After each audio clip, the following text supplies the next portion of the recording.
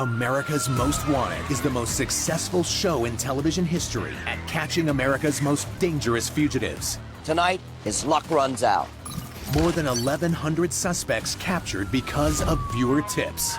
Now, we are back. And we need your help again to catch the most ruthless criminals on the run today, putting people at risk every minute they're free. Tonight, you're the detective. You're our best shot at catching these fugitives. We're using incredible new crime-fighting technology and social media, connecting you to us at lightning speeds. All night, we'll be sharing new information about fugitives on the loose right now. Fugitives who may be living a double life right next door. First, Glen Godwin, a drug kingpin and convicted murderer who broke out of prison not once, but twice. He committed 2 murders, and he has no regrets. He's a sociopath. Next, Eugene Palmer, who cops say murdered his daughter-in-law in cold blood. Eugene Palmer can't go on as a free man. Her family deserves justice. And finally, Jennifer Settle, an unstable mom who abducted her own daughter. It's been 2 years since I've seen McKenna. I just want to see my daughter again. Do you recognize her? Tonight, America, we need your help to catch these dangerous fugitives. This is America's Most Wanted. Hello, everyone. I'm Elizabeth Vargas, and I am so honored to be here tonight, hosting a show that I've watched for so many years. Because of your tips, America's Most Wanted has helped capture an incredible number of fugitives, 1,186 to be exact. And now, starting again tonight, we're going to catch even more. And we're using new technology to do it. Powerful tools that didn't exist when the show first debuted 33 years ago, like our AMW criminal avatars, using police photos and age progression technology to bring our fugitives to life. And our fugitive tracker that closely follows their every move from the scene of the crime to the most recent sightings. Plus, we have a team of expert profilers and investigators, the FBI and U.S. Marshals, all standing by to take your tips in real time. But most importantly, we have you at home, your phones, your videos, your tips. As an investigative journalist, I've covered some of the worst crime stories in America in the course of my career, and I have sat across from the tearful victims, and it is gut-wrenching. That is why I'm here tonight, to get justice for them. America's Most Wanted debuted in 1988 with John Walsh at the helm. John leaves an enormous legacy. I'm honored to follow his lead. In fact, the fugitive in our first case tonight was featured by John Walsh right here on AMW in 1988. Glen Godwin has escaped from California's Folsom Prison. In prison, he grew a beard and cut his hair short. Godwin may be carrying a 9mm submachine gun as well as a handgun. Now, the FBI needs your help in locating an escaped killer. Glen Godwin, a charming, handsome, convicted killer who escaped prison not once but twice and is still on the run as one of the FBI's most wanted. Take a look at this recreation based on actual police reports.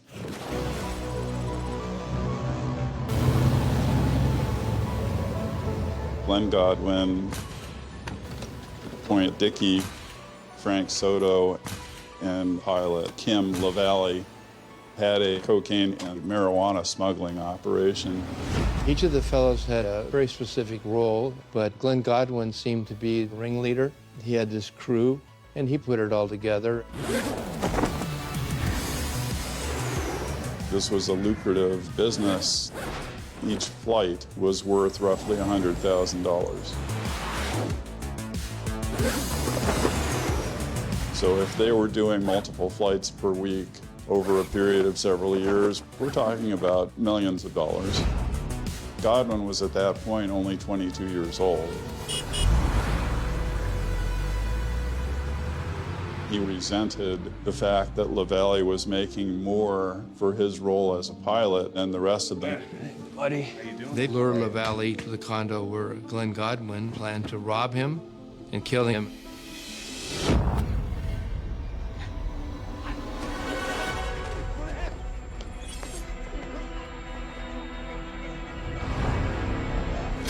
Glen Godwin stabbed him 28 times, commenting that he just wouldn't die.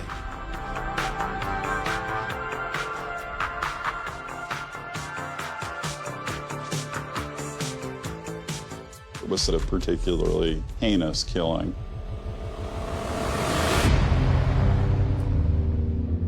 That night, the three of them pick up the body and transport it to the site at which it was exploded.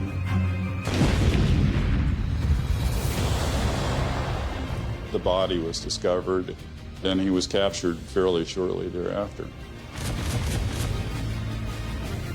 How stupid it was to leave the license plate. I mean, it led him to him within hours. Glen Godwin was tried for murder and ultimately sent to 25 to life. Godwin wound up at medium security because they didn't see him as a risk. After Glen Godwin's convictions were final in the Court of Appeal, he started thinking about escaping.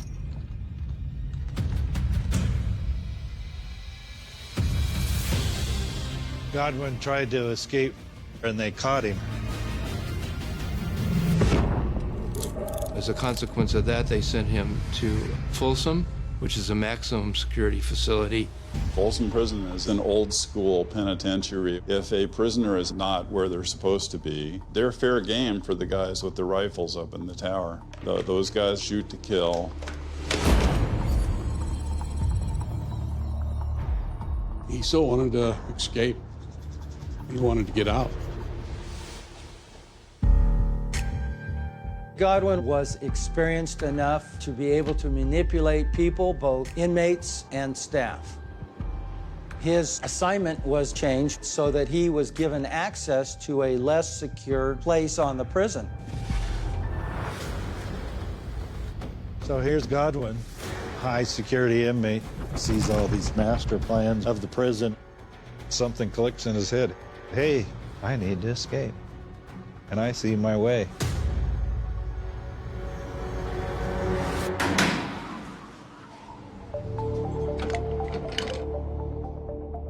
Godwin tried to do a couple of escapes before and always been caught. But this one's planned out so good. Lauren Carlick and Godwin were cellmates, and once Carlick ended up getting paroled, Godwin called with his plans to escape. Being the smooth talker he is, so he gets his wife, Shelley. The two of them worked with him on this escape plan. Everything's set up now. It's all ready to go. Most people don't break into prison. They break out of prison.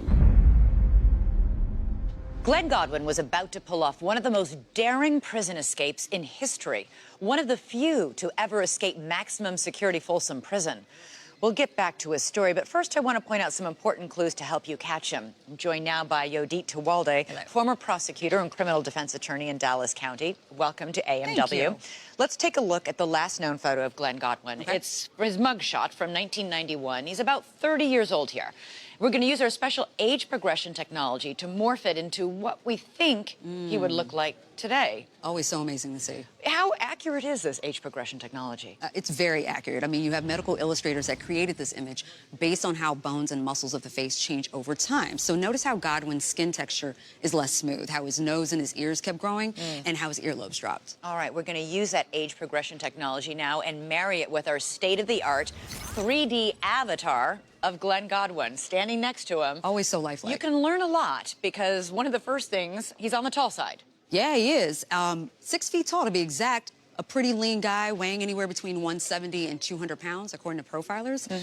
He's 62 years old and still likely to be in pretty good shape because based on his criminal profile, he's a narcissist, right? So he still cares about what he looks like, even in his old age. He's a good-looking guy. We know he managed to entice women in the past to help him with crimes. Do we think he's had any plastic surgery at all over the past several years? Based on his profile, a very slim chance because profilers believe that he's too narcissistic to try and use a procedure to change or alter his looks. Maybe had a procedure or two done just to kind of keep him looking youthful. All right. Yeah. Thanks, Yodit. You got it. Throughout the show, we're going to be bringing you breaking crime alerts from across the country. Crimes caught on camera, where we need your help to identify and capture these criminals. You're watching video of an all-female stick-up crew. If you live in Fort Worth, Texas, police need your help to identify these three ladies before they strike again. They all have masks, hoodies, and at least two of them point semi-automatic weapons at the clerk working the Quick Track convenience store. This all went down on Bryant Irvin Road in the Meadows West section. Police say they are so bold they may strike again. And tonight, detectives say if you've seen this small red Chevy sedan, some dangerous women may be inside. Here's another look at them. If you recognize that car, call us with your tips at 833-3-AMW-TIPS or send it online, amwtips.com. Remember, you can always choose to remain anonymous. When we come back, Glen Godwin is about to break out of one of the most secure prisons in America, and you're going to see how he did it. And a dog napping spree, terrorizing pets and people. Lady Gaga's dog walker, the latest victim. We need your help catching these heartless fugitives when we come back.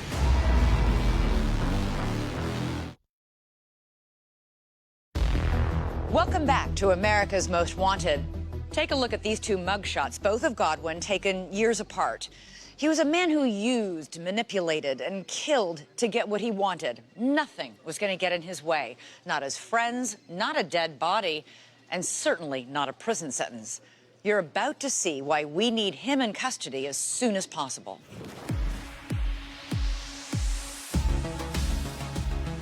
Godwin has nothing to lose trying to escape because he's doing 25s a life. He wants out of Folsom Prison.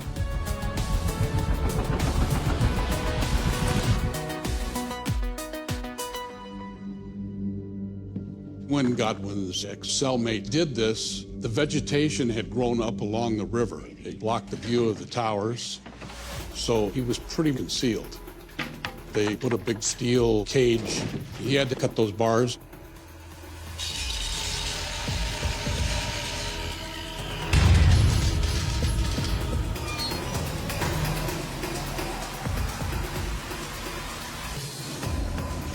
Carlick was able to work his way all the way back to 2 building. And it's just a matter of cutting the padlock.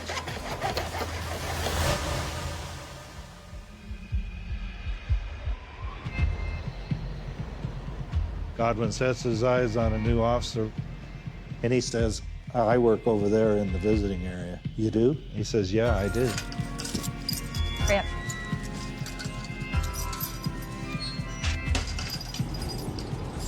She goes to visiting to talk to other officers. As soon as she walked in, he made his move.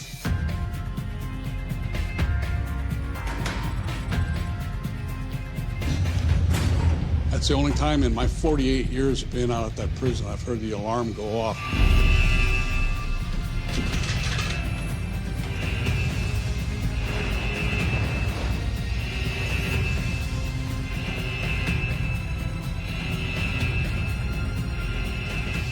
Godwin jumped up the bank, and that's where Shelley was waiting to pick him up.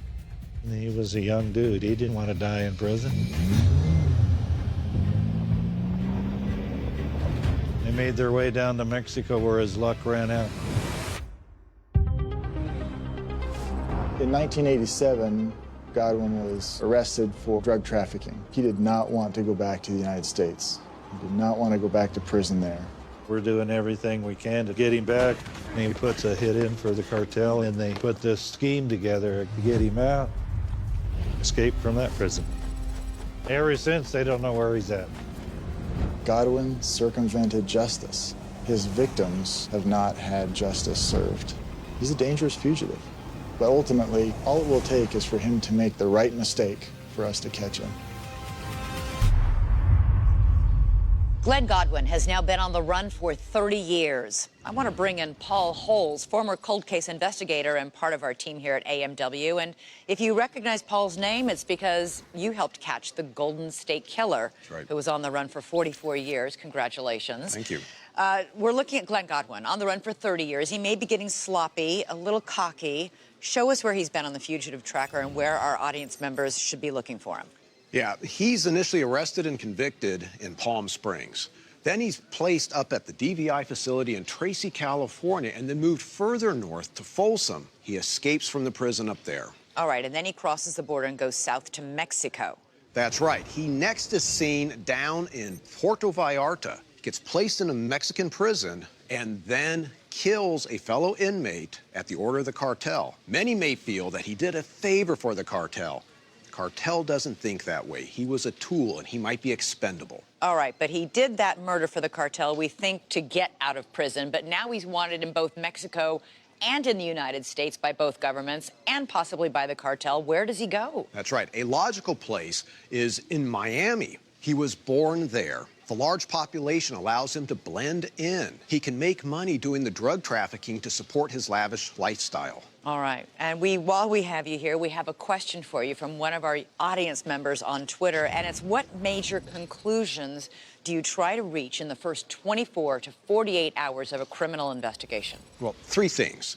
Identify the victim, determine a possible motive, and identify a pool of suspects. And if you're doing that, you're in good shape on that investigation. All right, Paul, thanks. Don't forget to connect with us on social media at Most Wanted on Fox. But if you have any tips on any of these cases tonight, call us at 1-833-3-AMW-TIPS or go to our site, amwtips.com. You can always choose to remain anonymous. And right now, I want to get to a crime alert and a growing crisis from coast to coast tonight. There's been a spree of violent dog nappings, and it's not just dangerous for the pets. In North Hollywood, California, surveillance video shows a woman and two men going into a home to see bulldog puppies for sale from an ad on Craigslist. Then it gets violent. One of the men runs off with a puppy, another busts out a window and violently shoves the homeowner. She fights back, but the man gets away with another puppy. They take off in a Dodge Charger. Take a good look at the suspects right here. Authorities arrested the woman, but the men are still on the loose. Now to another brutal attack caught on surveillance video in the Russian Hill neighborhood of San Francisco. Sarah Vorhaus was walking her 5-month-old French bulldog, Chloe. Now look at the top left of your screen. 3 men wearing hoodies and masks approach her. One has a gun. The camera is across the street, but you can see the men assaulting Sarah and stealing the puppy. They get away in a Toyota Prius driven by a 4th suspect. As you can see, Sarah was badly beaten. Her puppy is still missing. And just weeks ago, 2 suspects grabbing singer Lady Gaga's French bulldogs in Hollywood. Her dog walker and friend, Ryan Fisher, begging for his life. Moments later, Ryan is shot. The suspects took off with 2 of the dogs. Neighbors called for help. I saw a white car with doors open, had no idea what was going on. Ryan was rushed to the hospital. He's still recovering. The 2 dogs, Koji and Gustav, are back home with Lady Gaga, found by a Good Samaritan, while the suspects remain at large. Both are described as men in their 20s. These brazen crimes may have been motivated by money. French bulldogs and English bulldogs can have a price tag of more than $10,000 each. When we come back, this man has had it with his daughter-in-law, and he's about to kill her. A family feud spirals out of control, and authorities are still looking. Have you seen this man? And if you live near Lake Mary, Florida, armed car thieves on the loose. This doorbell camera catching them in the act. Now, we need your help to catch them. Stay with us.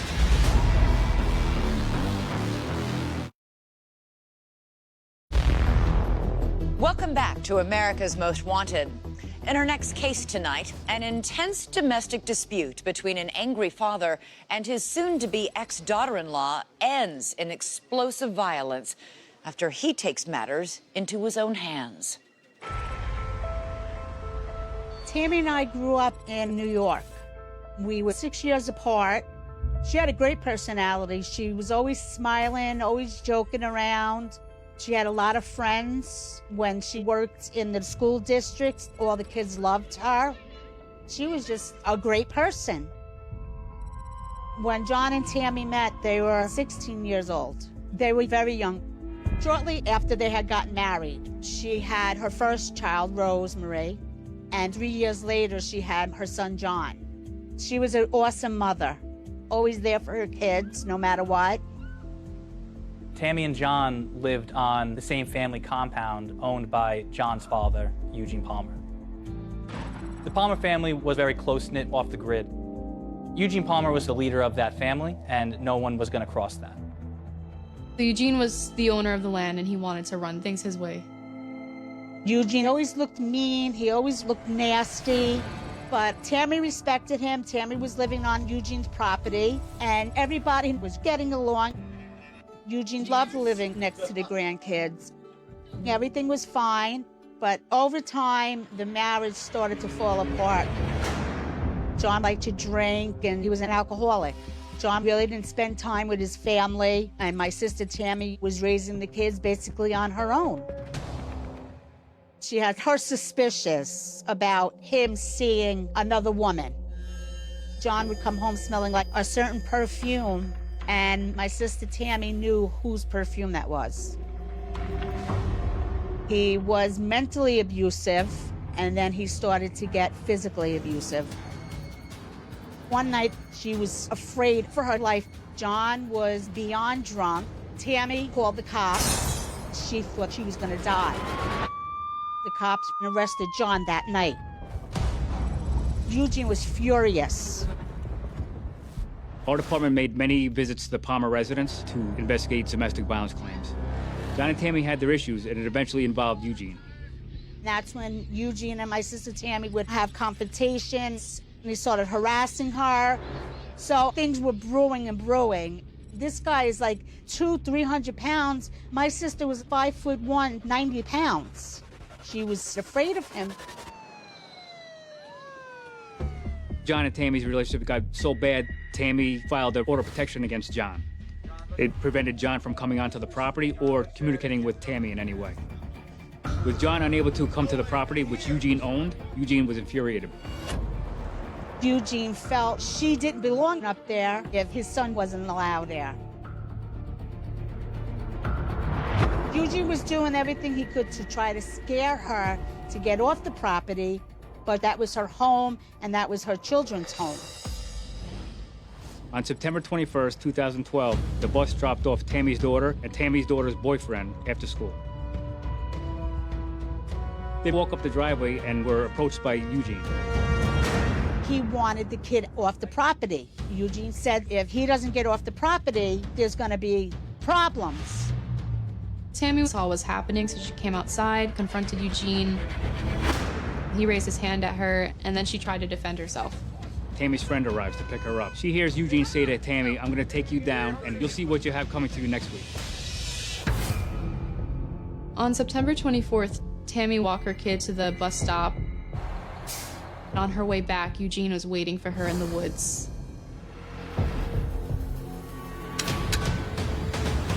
Eugene shot one time, striking her wrist. And we believe Tammy ran around the backyard to get away. Eugene approached her and fired the last shot into her.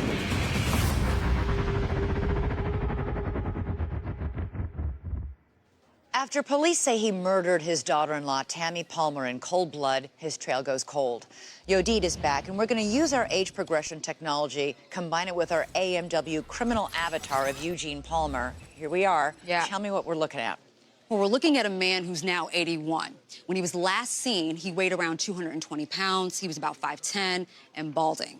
And the last time he was also seen, he was rocking sort of a unique beard that some compared to Abe Lincoln's, but he could have shaved it off, so we could show the viewers what he'd look like without it. It changes his face pretty dramatically once you see him clean-shaven. We also know he was a hunter, an avid or outdoorsman, a guy who was comfortable roughing it, so to speak. Yeah, and important information for viewers to know because his clothing would likely reflect that. He wore lots of plaids, striped button-down shirts, all-weather boots, jeans, thin-frame glasses, so really important for the viewers to know. But just in case he has changed the way he dresses, we want our viewers to take a look at something on his left hand because he has a deformed thumb right there. Take a look. Yeah, very noticeable lump right at the joint of the thumb. Something really important for the viewers to know because they can obviously spot that. All right. Yeah.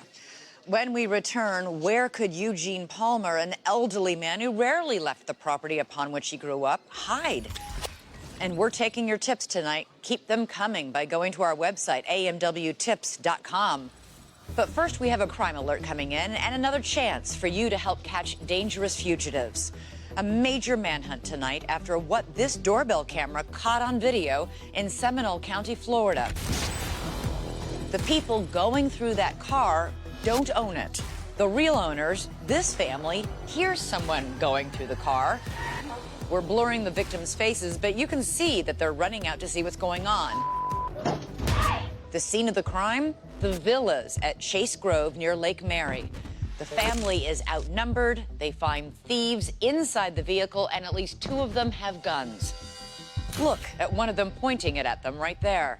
The family members all run back inside as the gunmen chase them. Here's a freeze frame of one of the gunmen masked down so we can clearly see his face. It's a huge clue and a big break for all of us. Someone in the area must know him. Deputies want to get them both off the streets tonight. If you recognize them, call us right away at 1-833-3-AMW-TIPS or go to our website, amwtips.com.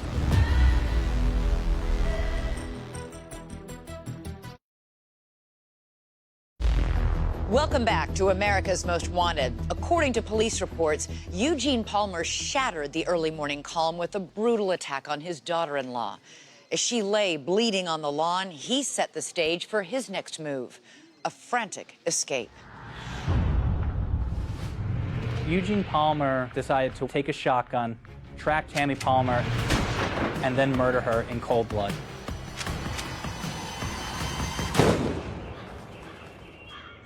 One of the Palmer's neighbors heard the gunshots and called 911. 911, where's your emergency? I heard a shot, a lot of screaming, another shot, no more screaming, and another shot. Okay, 3 shots, and you heard screaming? Yeah. Okay, we're getting cars up there now. We responded immediately to the call. Once the police arrived on scene, they immediately began to look for some kind of evidence or clues as to what happened. Police discovered a couple of shotgun shells and some blood in the area. As they scoured the scene more thoroughly, Tammy's body was found in the backyard. We realized we had a homicide investigation. I got a white down.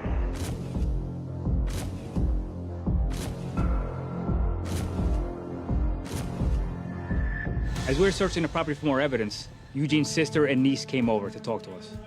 They told me that Eugene had just stopped by their house, which is located across the street. He gave them a couple envelopes of money and said, "Pay my taxes." He then told them, "I just shot Tammy. Give me an hour before you call the police." Once we realized that Eugene Palmer is our main suspect, we organized a huge manhunt. Myself and several other officers began to search the wooded area adjacent to his property. Trying to put together a search of Harriman State Park, as large as it is almost an insurmountable task. The park is over 47,000 acres. This is a massive area to search. We searched for hours and hours in the woods, on the roadways, and came up with nothing at the end of the first day. The next day we found his vehicle. Approximately 1/8 of a mile away from their house, it was about 100 yards into a wooded area hidden. Not far from the truck, police discovered a campsite. I believe that he was picked up on that roadway where the track ended. Someone helped him escape. My sister was a great mother. She was a great sister, daughter. She was a good person. She did not deserve what she got from Eugene at all. Our belief is that Eugene Palmer murdered an innocent woman, and her family deserves justice. And I want to bring in now Detective Michael Kruger, who is with the Haverstraw Police Department, which covers Stony Point, New York, where Eugene Palmer lived. And Detective, you've been on this case since the first 911 call. What does your gut tell you on where he might be hiding and whether or not he's got somebody helping him right now? Well, I believe he's had help the entire time. I also believe that Eugene Palmer has been bouncing around different areas over the country. I know he has some ties down south, Florida area. Possibly Georgia. Right now, I believe he may be in the upstate New York region, maybe the Adirondacks, mountainous areas. And what specific things about his character, his appearance perhaps, might you want our viewers to be on the lookout for when looking for Eugene Palmer? He has a deformed left thumb that's very obvious. That right there, I think, will catch him, if someone recognizes that deformed thumb. Right, we just talked about that and pointed that out on our avatar. I'm curious, Detective, because you've been on this case for so long, what would it mean to you to finally catch Eugene Palmer? It would mean pretty much everything. It was my first big case that as a detective. I want to bring closure to Tammy's family. I'm just upset that I couldn't find him before Tammy's mother passed away. Well, Detective, you've put so much work into this. I hope that we can help find him for you. Thank you so much, and thanks for your work on this case. If you're living in or traveling to upstate New York, be on the lookout for Eugene Palmer, because you at home can truly make a difference. Our AMW catch counter currently stands at 1,186 fugitives captured because of your tips. Keep those tips coming by going to amwtips.com. Follow, like, and check out our pages on social media at Most Wanted on Fox. And viewer Matthew Ruskin just commented on our AMW page. I remember the 1,000th capture and the episode when the count hit 1,000. Thanks, Matthew. We're looking forward to catching even more this time around. And we all want that number to grow. So here is another crime alert. Can you help us identify the person in this shocking video footage? Frightening images we hate to see at this self-serve car wash in Littleton, Colorado's Columbine Valley neighborhood. Watch as a man approaches this minivan at the Atlantis car wash on South Federal Circle. As soon as the wash cycle starts, the suspect makes his move. He opens the driver's door and tries to yank a 63-year-old woman from her minivan. Even though the suspect grabs her by the neck, she puts up quite a fight and won't let the suspect win without a struggle. You can see at one point the suspect bites her on the arm. He finally pulls her out and then drives away. Police have a name and a face for the suspect, but need your help to find him.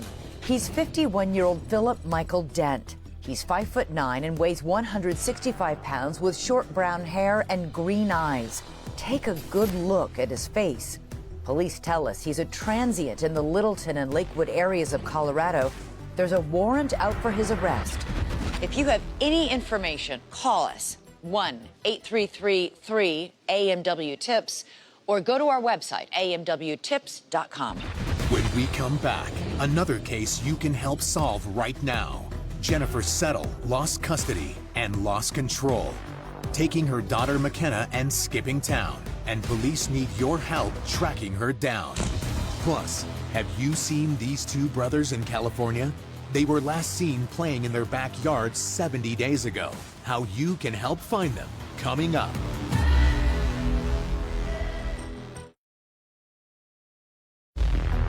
Welcome back. Our next story tonight is about a woman named Jennifer Settle, a mother in a bitter custody battle with her ex-husband. She's now a fugitive on the run.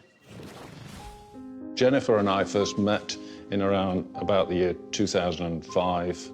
We hit it off very well. Jennifer and Michael were very happy. He really adored her. Several years later, we got married. Jennifer got pregnant with McKenna very early. But after a few months, she started to change mentally. She was very jealous and possessive. Jennifer insisted that Michael distance himself from any other female in his life. A lot of these things are just not normal behavior, but you get sucked in because you try to do things to keep her happy. Jennifer was very controlling. If she needed to hand something to McKenna, she would not allow me to do that. She insisted that McKenna must see it coming from her hand. She would not allow her child to go to school. McKenna was not allowed to have any other friends. Her mother was her only friend. I received a phone call from Jennifer announcing that she was moving herself and McKenna back to her parents in Greenville because we were running out of money and I had done nothing to provide for the family. Jennifer convinced us that he was a danger to both her and McKenna. She had to paint a picture of me as being abusive, as being manipulating, as being a liar. This gave her the excuse of why she'd undertaken the actions that she had. After about 2 weeks, she stopped communicating with me so I could have no interaction with my daughter. Michael took Jennifer to court because he wanted to see his daughter. He was eventually granted visitation rights, but Jennifer was not going to have that. So the court determined that Jennifer was an unfit parent for McKenna. The judge was going to give total custody to Michael. The Greenville County Sheriff's Office were notified that Jennifer had failed to show up at the court hearing. Based on that, an arrest warrant was issued by the family court. She was seen several days before packing her belongings. The landlord reported that that's the last time he saw her. She took McKenna and ran. Witnesses reported seeing her in Oklahoma and Texas. However, I'm not sure that we can confirm that that actually was them. It's been 2 years now since I've seen my daughter. McKenna doesn't know that she's been brainwashed and mentally abused all these years, and I wanted to protect her from that. Jennifer has torn our family apart. She took McKenna away from all of us. It's been heartbreaking. I just want to see my daughter again. Yodit is back, and we've used some age progression on some of McKenna's old photos. We have an idea now of what she would look like. What should viewers look for? Well, McKenna was 4'8" the last time she was seen, so we estimate she's about 5 foot now, weighing about 100 pounds with light brown hair. Now, keep in mind, her mother may have changed her appearance, but what folks need to be on the lookout for is a mother-daughter duo. And speaking of the mother-daughter duo, what do we think Jennifer Settle is looking like this? She's 50 years old now? She's 50 years old. She's small in size. She's about 5'3". She weighs about 110 pounds, light brown hair, brown eyes.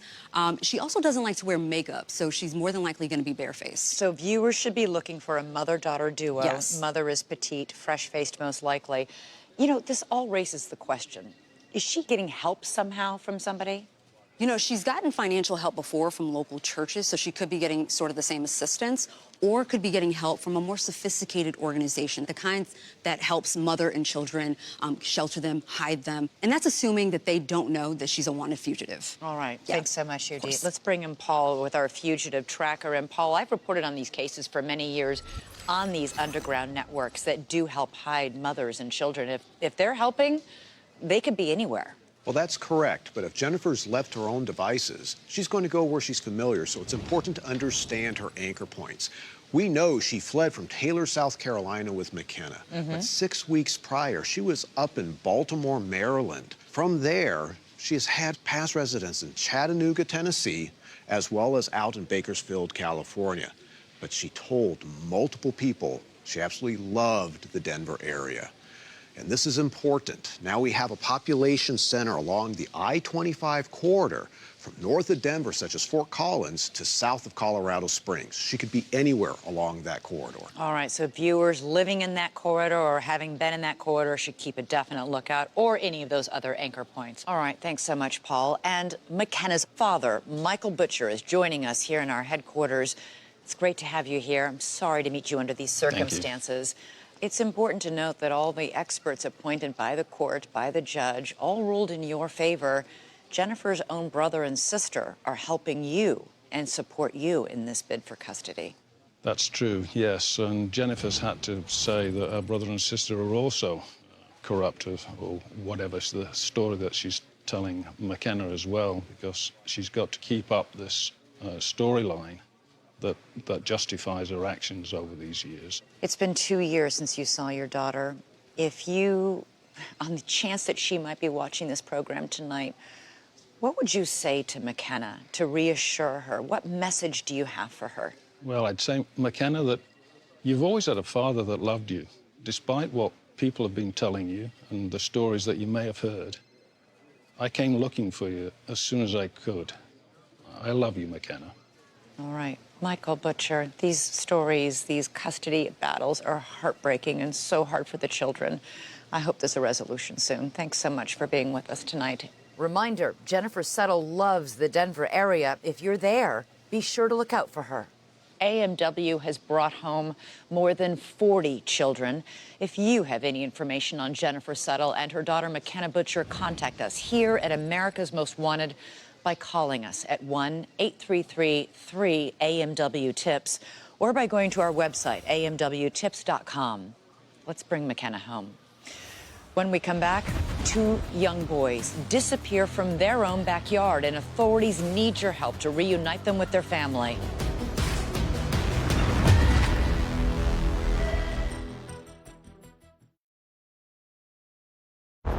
Welcome back to America's Most Wanted. Take a look at the faces of these 2 missing California boys tonight. That's 4-year-old Orrin West on the left and his 3-year-old brother Orson on the right. Their adoptive parents said that the boys were last seen at their home on the 10,700 block of Aspen Avenue in California City. The 2 were playing in their fenced-in backyard when they mysteriously vanished. The reward for information that helps find the 2 boys is up to $120,000. The money is a combined effort from the extended West family, the Victory Baptist Church, California City, and local businesses. If you have seen Orrin or Orson West, call us right away at 1-833-3-AMW-TIPS or go to our website, amwtips.com. We'll be monitoring the site as well as getting your reactions on social media, like this tweet we just got. Can't wait to watch the hardest of criminals getting caught by Americans who might have heard something, seen something, and then said something in hopes to put closure to hardships of families all over the country. Thank you. Neither can we. Let's get our final look now at the criminals that are still on the run tonight. First, Glen Godwin, wanted for murder and on the run since 1991. He's 6 feet tall, weighing about 180 pounds, with green eyes and salt and pepper hair. He was last seen in Mexico and may be living in a Latin American country.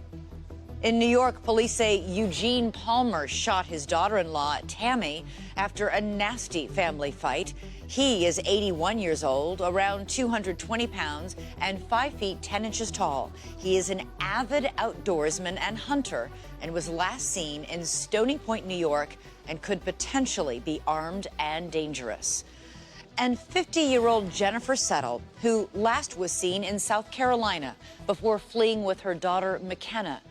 Settle is petite. She's 5'3", 110 pounds, with light brown hair and brown eyes. If you have any information, call 1-833-3-AMW-TIPS or go to amwtips.com. Coming up next week on America's Most Wanted, a woman police say killed and dismembered her boyfriend. We have new clues, and we need your help. You are the ones who can bring these criminals to justice. And remember, these are dangerous fugitives. Do not approach them if you see them in public. Contact authorities immediately. Any and all information you might have helps get us one step closer to finding them. America, it's good to be back. Let's catch these guys. Good night.